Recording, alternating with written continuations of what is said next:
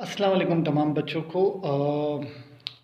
आज की तारीख तक काफ़ी बच्चों ने सरकाज़मी के ग्रुप में भी और मेरे ग्रुप में भी और इंडिविजुअली भी हमसे स्टिल ये रिक्वेस्ट की है कि हमें जो है वो हैमलेट को कैसे परफॉर्म करना है और किस तरीके से उसे रिकॉर्ड करना है और कोई सैंपल कोई आइडिया हमें बता दें।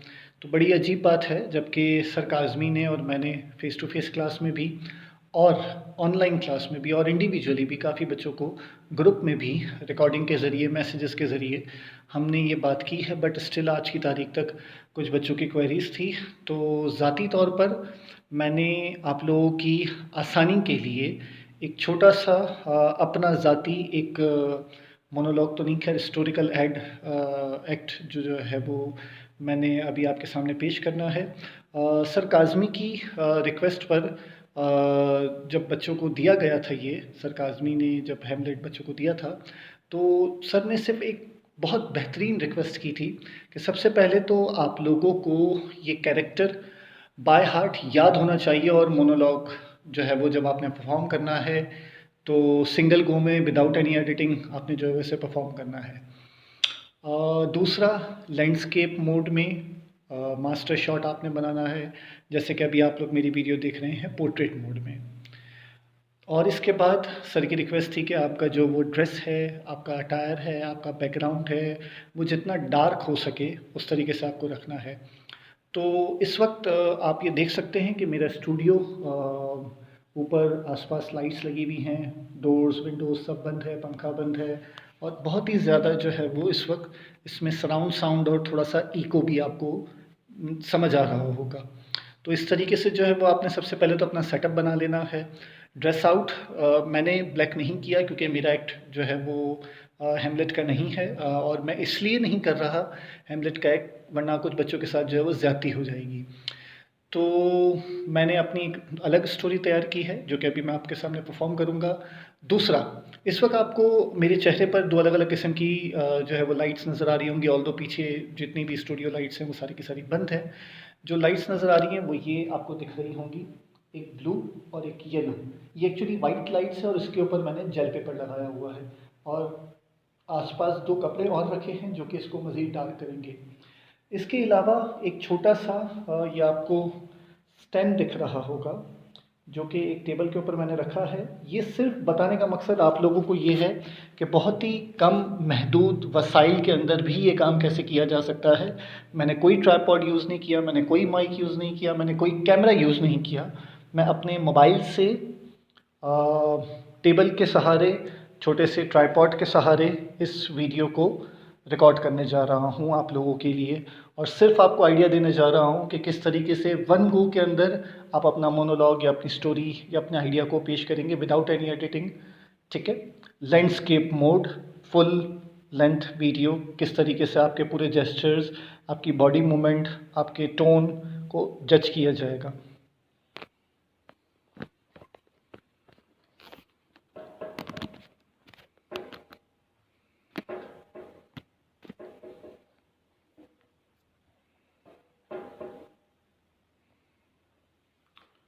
ठीक है। और अभी जो आपको लाइट्स दिख रही हैं इसको मैं मज़ीद एक और कपड़ा रख के डार्क कर रहा हूँ। ठीक है। अभी आपको इन्वायरमेंट मज़ीद डार्क मिला है और मैं अपने रूम में जो है वो जितना टाइम जा सकता था, क्योंकि कैमरा फ्रंट फेस कैमरा मेरा इस वक्त ओपन है, तो मुझे दिख भी रहा है कि मैं अपने स्केल पर कहाँ मौजूद हूँ और किस तरीके से अपनी पूरी स्क्रीन के अंदर घूम सकता हूँ, अपने मार्क बना सकता हूँ, अपने आइडियाज़, अपने जेस्चर्स, अपने पूरी बॉडी को किस तरीके से यूज़ कर सकता हूँ। ठीक है। तो काफ़ी बातें हो गई, अब अपनी वीडियो को मैं स्टार्ट कर रहा हूँ, अपनी अपनी टॉक को स्टार्ट कर रहा हूँ। चाइना में 2 क्लास के अंदर बच्चों को एक स्टोरी पढ़ाई जाती है, a boy and Apple tree. इस कहानी के अंदर एक छोटा बच्चा अपने वालिद के साथ एक ऐसे दूर दराज इलाके में रहने शुरू कर देता है जहां पर दूर दूर तक कोई आबादी नहीं है। अब वो बच्चा पहली सुबह जब उठता है और आसपास इलाके में निकल के देखता है तो वो क्या देखता है कि यहाँ तो कोई भी नहीं है, और वो ज़ारो कतार रोना शुरू कर देता है। उसका बाप दूर खड़ा खिड़की में उसे देखता है कि उसका बच्चा रो रहा है, मगर वो कुछ अमल नहीं कर सकता, उसे चुप नहीं करा सकता। तो वो उसके पास जाता है और कहता है कि बेटा मत रो, हमें कुछ दिन यहाँ रहना मजबूरी है और इसके बाद हम यहाँ से निकल जाएंगे। मगर वो बच्चा रोना बंद नहीं करता है।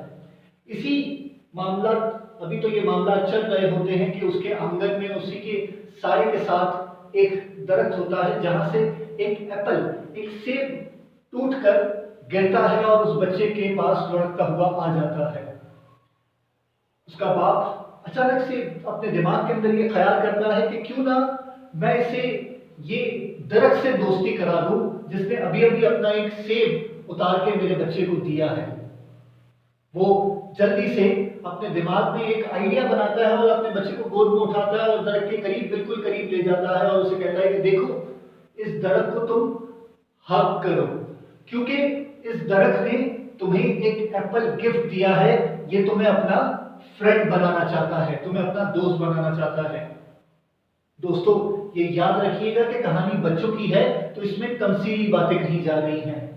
वो छोटा बच्चा रोना बंद करता है, वो एप्पल उठाता है, उसे साफ करता है और उस दरख्त को जाके जोर से हग कर लेता है। उस बच्चे का रोज का ये मामूल होता है कि वो रोज सुबह उठकर उस दरख्त से बातें करता है, कभी उसकी टहनियों पर खेलता है, कभी उसके पत्तों के साथ एक खिलौना बनाता है, कभी टहनियों के ऊपर, कभी टहनियों के नीचे वो झूला बांध देता है और रोज उस पर झूलता है। और वो एप्पल ट्री भी उससे बहुत ज्यादा खुश होता है और वो रोज अपना एक सेब उसे देता है। कुछ दिन, कुछ महीने, कुछ साल गुजर जाते हैं और वो बच्चा अचानक से उस दरख्त के पास आना छोड़ देता है। एक दिन वो दरख्त क्या देखता है कि एक ऐसा बच्चा जिसने पीछे कंधे पे कुछ लगाया हुआ है, अजीब सा उसने लिबास पहना हुआ है और वो उसके सामने अपने बड़े बड़े कदमों से भागता हुआ आ रहा है। जैसे ही वो दरख्त के सामने आके रुकता है तो वो दरख्त उससे पूछता है, रुक जाओ, तुम कहीं वही तो नहीं जो बचपन में बहुत छोटे हुआ करते थे और मुझ पे झूलते थे और मेरा रोज एक एप्पल लेते थे? वो लड़का अब चूंकि बड़ा हो चुका है, वो उससे कहता है कि हाँ मैं वही हूं, मगर सुनो, आज मेरे पास तुमसे बातें करने के लिए इतना वक्त नहीं है, मैं तुम्हारे पास अपने काम से आया हूं। वो दरख्त कहता है, बोलो तुम्हें क्या काम है? वो बच्चा कहता है कि देखो अगले हफ्ते मेरे एग्जाम्स हैं और एग्जाम्स के लिए मुझे कुछ बुक्स चाहिए और वो बुक्स खरीदने के लिए मेरे पास पैसे नहीं है, क्या तुम मुझे कुछ पैसे उधार दे सकते हो? वो दरख्त कहता है कि भाई मेरे पास पैसे कहां से आए, एक काम करो, तुम बचपन में जो मेरे सेब उतार के खाया करते थे और मैं जो तुम्हें गिफ्ट दिया करता था, एक काम करो, आज वो सारे गिफ्ट ले, वो सारे एप्पल्स ले जाओ और उन्हें बाजार में बेच दो। उसको बेचने से तुम्हारे पास पैसे भी आ जाएंगे और उसके बाद तुम उससे अपनी किताबें खरीद लेना। वो बच्चा खुश होता है, वो जल्दी से दरख्त के ऊपर चढ़ता है, उसके सारे सेब उतारता है, अपनी बैग में भरता है और बाजार जाकर उसे बेच देता है। और फिर कई सालों तक उस दरख्त के पास पलटकर वापस नहीं आता। एक दिन दरख्त शाम के वक्त उदासी के आलम में घूर रहा होता है तो उसे धुंध झटने के साथ साथ एक शख्स करीब आता हुआ मिलता है। जब वो शख्स बहुत उसके करीब आ जाता है तो वो दरख्त क्या देखता है कि सूट बूट में टाई लगाए, हाथ में बैग लिए एक शख्स उसके पास आ रहा है। वो शख्स उस दरख्त के बिल्कुल ही करीब आकर उसे कहता है कि दोस्त, तुम्हें कुछ याद आया मुझे देखकर? वो दरख्त कहता है, बिल्कुल, तुम तो वही हो ना जो कि बचपन में मुझ पे झूलते थे और मेरे साथ बातें करते थे और मुझे हक करते थे। आओ, आज इतने दिनों के बाद मिले हो, आओ आज हम फिर दोबारा बातें करें, दोबारा खेलें। वो शख्स उसे जवाब देता है, तुम कहीं पागल तो नहीं? मैं एक कंपनी का सीईओ हो गया हूं और तुम मुझे कहते हो कि मैं तुम पर झूलूं, मैं तुमसे बातें करूं, ये समाज, ये लोग देखेंगे तो क्या कहेंगे मुझे? ये तो पागल है। सुनो, मैं तुम्हारे पास एक काम के लिए आया हूं, अगर मेरी मदद कर सकते हो तो ठीक है, वरना मैं कहीं और जा रहा हूं। वो दरख्त कहता है कि नहीं भाई, कहीं नहीं जाओ, मेरे साथ रहो, मुझसे बातें करो। मैं तुम्हारी मदद करता हूं, क्या काम है तुम्हें? वो शख्स कहता है कि इस जंगल से दूर मैंने अपने घर वालों के लिए एक घर बनाना है, एक मकान बनाना है, और उस मकान को बनाने के लिए मेरे पास कुछ लकड़ियां कम पड़ गई हैं। क्या तुम मुझे कुछ लकड़ियां उधार दे सकते हो? वो दरख्त कहता है, बिल्कुल। याद करो, बचपन में तुम मेरी टहनियों पर झूला करते थे, झूला बांध कर। आज वही टहनियां काट लो ताकि तुम्हारी घर की जो है वो छत और दीवारें बनाने में काम आ जाए। वो शख्स जल्दी से एक आरे का इंतजाम करता है और उस दरख्त की सारी टहनियां काट देता है, और फिर रह जाता है एक तनावर दरख्त। और वो शख्स फिर पलटकर बहुत जल्द वापस नहीं आता। अधेर उम्र, मुंह में दांत नहीं, कमर झुक गई है, और फिर एक दिन उस दरख्त के पास वापस आता है। वो तनावर दरख्त जिसके ऊपर इतने सारे फल थे, इतनी सारी टहनियां थी, आज वो एक सिर्फ तना रह गया है, जमीन में गड़ा हुआ, जड़ों से बंधा हुआ एक तना। और वो बूढ़ा शख्स उसके पास, उस तने के पास आकर कहता है, दोस्त, मेरे घर वालों ने मुझे घर से निकाल दिया, क्या तुम मेरे लिए कश्ती का इंतजाम कर सकते हो? वो दरख्त जवाब देता है, कश्ती? तुम्हें कश्ती का क्या काम है? वो बूढ़ा शख्स जवाब देता है कि मेरे कुछ खानदान वाले, मेरे रिश्तेदार, मेरे भाई बहन इस जंगल के पार एक नदी है, और नदी के दूसरे किनारे पर वो रहते हैं। मैं सोचता हूं अपनी बकिया जिंदगी उनके साथ गुजारूं, तो एक कश्ती चाहिए मुझे। वो दरख्त कहता है, ये जो तनावर दरख्त है ना, जिसके फल तुमने तोड़ लिए, जिसकी टहनियां तुमने काट ली, देखो ये तनावर दरख्त आज भी खड़ा है। इसको तुम काटो, इसमें तुम सुराख करो, ये तुम्हें कम से कम नदी पार करा देगा, इतनी कश्ती तो तुम्हारे लिए बन जाएगी। वो शख्स एक आरा मशीन से उसका तना भी काट देता है। फिर उस वक्त वो उस दरख्त के पास लौटता है जब वो चलने के भी काबिल नहीं रहता, और वो आके कहता है कि दोस्त, मेरे भाई बहनों ने भी मुझे घर से निकाल दिया, क्या तुम्हारे पास कोई जगह है? तो वो दरख्त जवाब क्या देता है पता है? वो कहता है कि ये जो मेरी जड़ें आज भी जमीन में मौजूद है ना, उसका तना तो तुमने काट दिया, बट जड़ों के साथ एक थोड़ा सा हिस्सा बच गया था। आओ, इसे कुर्सी समझकर इस पे बैठ जाओ।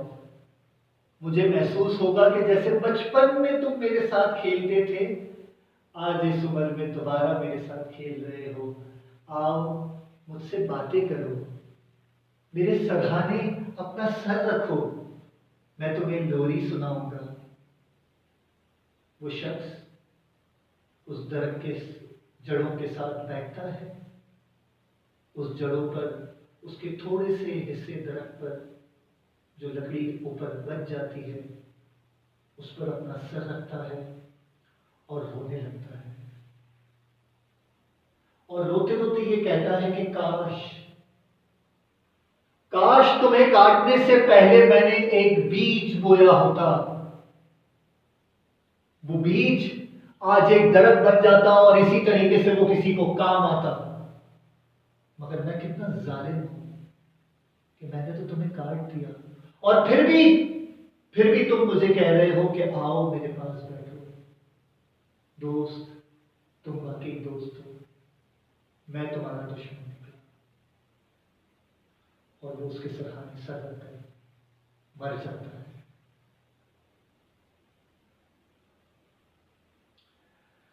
तो बच्चों, ये एक छोटा सा एक्ट था, और बड़ी माजरत, बीच में अगर एक बिल्ली की आवाज आई हो, मेरे पास पर्सन कैट है, तो जो है वो इस वक्त मेरे सामने बैठी है, और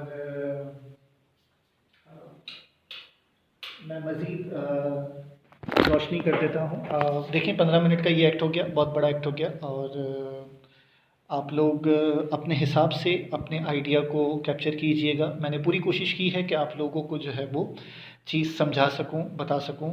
अदरवाइज़ स्टिल कोई बच्चों को प्रॉब्लम हो किसी भी हवाले से, वो मुझे या सरकाज़मी को तंग कर सकता है, पूछ सकता है। ठीक है, थैंक यू सो मच। अल्लाह हाफ़िज़।